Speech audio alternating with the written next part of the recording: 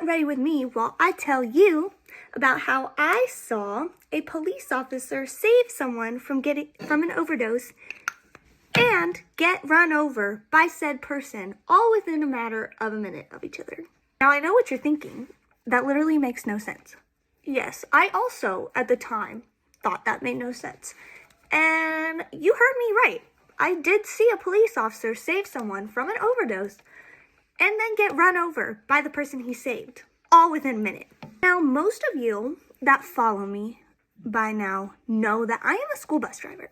So I have seen some crazy things, let me tell you. It's just crazy. Basically, I was pulling up. I have my full load of kids. I had only dropped off my first stop. I'm pulling up to a stop sign, and there is a car parked at the stop sign in the middle of the road. So I couldn't, if I wanted to, I would not have been able to get around him because I'm in such a big vehicle. But I just thought that he was texting or something. I don't know. I just thought he was not paying attention. After like a minute goes by, I'm like, this is a little weird that this guy is not moving. I start to call my supervisor on the radio to tell them so that they can get somebody out to help me. But then a car that was coming the other way came around and saw what was going on in the car. And she pulls up next to me and says, you might want to call 911 because that guy looks like he fell asleep at the wheel. And I'm like, what? And she's like, I think he might have overdosed. I'm like, why do you want me to call 911? First of all, I have a full load of children behind me. Like, I immediately secure my bus, and then I call my supervisor, tell her what happened, and then I get on the phone, call 911. And I tell them that I cannot see the people in the vehicle. I think there are 2 people. And I'm like, I was told by another driver who drove away that it looks like he's asleep. And I was like, I don't know if he overdosed or what, but you need to send someone. And so they do. He stays on the phone with me until the cop gets there. And when the cop gets there, I get off the phone because help is there. The cop came speeding up in his car, immediately parks, get out of the car and runs over to this car. And I could not see what the cop did, but I do know that what he had been doing was administering Narcan to this guy. And so we thought things were good. Like I said, I watched this cop give the gentleman in the car a dose of Narcan. And meanwhile, I got a whole load of kids behind me. Like, what's wrong? What's going on? What is happening? They think that this man that is driving the car is in distress, which obviously they were. But I'm trying to calm everyone down.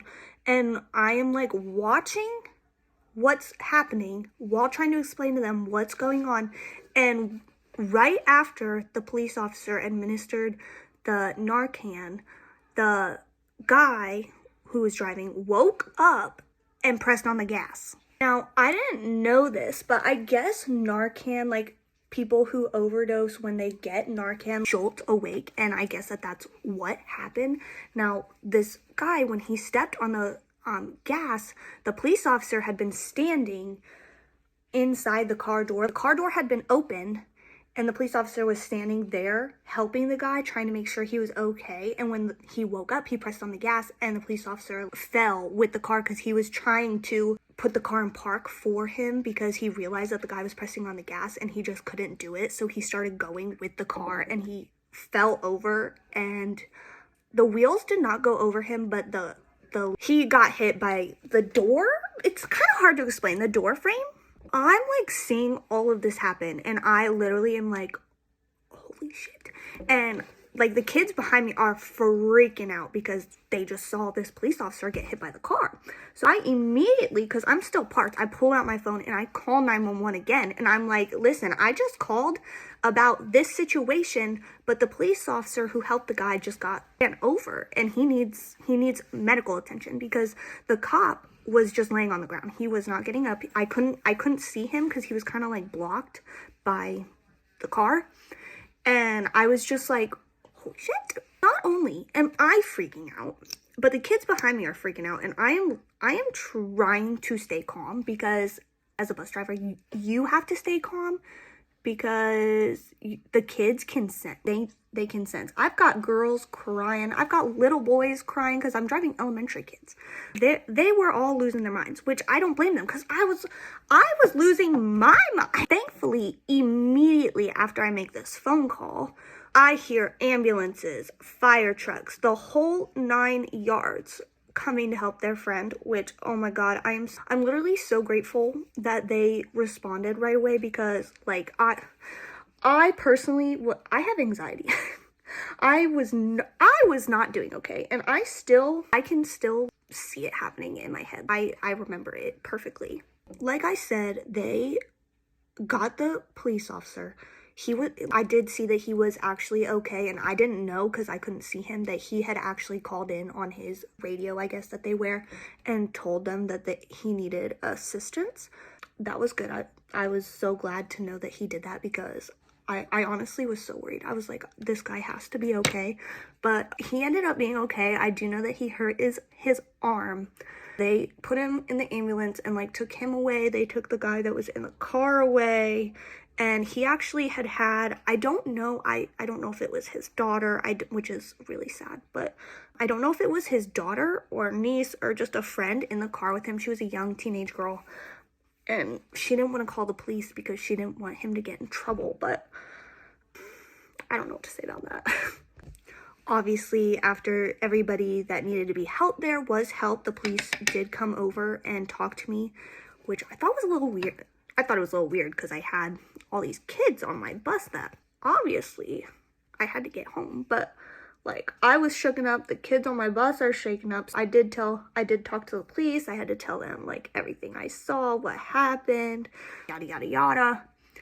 And I did give them my phone number, and I expected them to call me because I thought it would be, I don't know. But they never did end up calling me. But I do know I had to have been the only one that called the police because I was the only one that saw it. But anyway, ultimately, I do know that everybody involved ended up okay. I did get my kids home. I was only an hour late getting them home. That doesn't really matter in this situation, but I genuinely hope that guy got the help he needed. I don't know what happened to him. I don't know if charges were pressed against him. I don't know any of that. I wish I did know because I actually really love crime stuff. I don't know. But yeah, that was definitely the craziest thing I have ever seen as a school bus driver. I've seen some crazy things as a school bus driver, which I feel like nobody would believe me. But that's the time that I saw a police officer save someone and then get run over. At the same time, it's not funny. I don't know why I'm laughing, but let me know if you guys want to hear any more crazy bus driver stories. Also, I know I messed up over here. And this, I was trying to save because I got mascara all down there and I didn't feel like taking it off. So I tried to fix it, but it didn't work out.